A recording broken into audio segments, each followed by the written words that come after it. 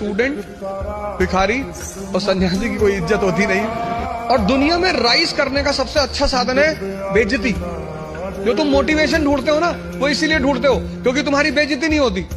जिसकी बेइज्जती होने लगेगी ना, उसके अंदर आग लग जाएगी कि तुमको दिखाएंगे अब। और तुम उसी चीज से डरते हो।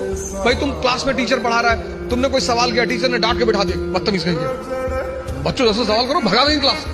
पूरी क्लास हंसने लगी। कितनी आग लगी अंदर कि मास्टर आईएएस बनेंगे, बंद कराएंगे तुमको, कुछ भी हो जाए। तभी तो पढ़ोगे, आग है ही नहीं अंदर। ये मत बोलिए कि काम नहीं हो रहा, ये बोलिए मैं काम कर नहीं रहा। ये मत बोलिए काम कैसा चल रहा है, ये पूछिए आप कैसे चल रहे हैं। काम की कोई औकात है? अगर इंसान चले तो काम की औकात ही नहीं है कि काम ना चले। राइट, इंसान चलना चाहिए। मैं चलूं और काम नहीं चलेगा साहब? काम की इतनी औकात है कि आदमी चले और काम ना चले? अरे काम ना तो चलता है, काम ना तो रुकता है। इंसान या तो चलता है, इंसान या तो रुकता है। इंसान चलेगा, काम चलेगा साहब।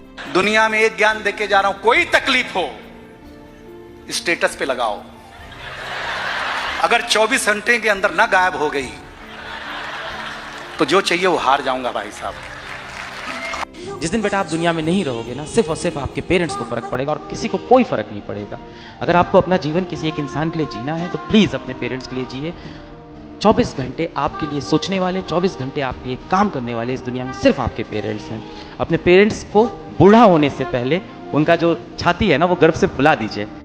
और ये लोग भले कहते हैं कि खाली हाथ आए थे, ठीक है खाली हाथ आए थे, लेकिन खाली हाथ जाना नहीं है। इस देश का ऋण चुका के जाना है, समाज को कुछ दे के जाना है, एक अच्छे सिद्धांत, अच्छे कर्म को दे के जाना है। क्या कोई कह सकता है कि अब्दुल कलाम खाली हाथ गए थे? नहीं खाली हाथ गए थे। विवेकानंद खाली हाथ गए थे? अंबेडकर साहब खाली हाथ गए? नहीं गए।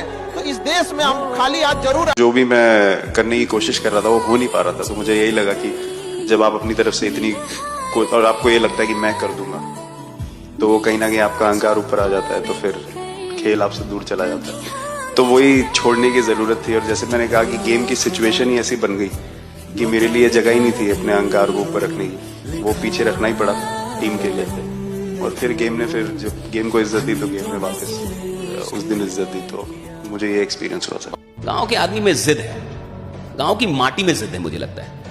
और हर गांव का आदमी इस बात को महसूस करता है, जो कुछ भी उसने ठाना है उसने अचीव किया है। या तो ठानने में ही कुछ बेईमानी रही है मुझे लगता है, या तो वो ठान ही नहीं पाया, ईमानदारी नहीं थी उसके ठानने में, ईमानदारी नहीं थी उसके संकल्प में। वरना कोई गांव का आदमी संकल्पित हो जाए किसी भी चीज के लिए तो आप वो जमाने में आग लगा देगा, वो कुछ भी कर लेगा।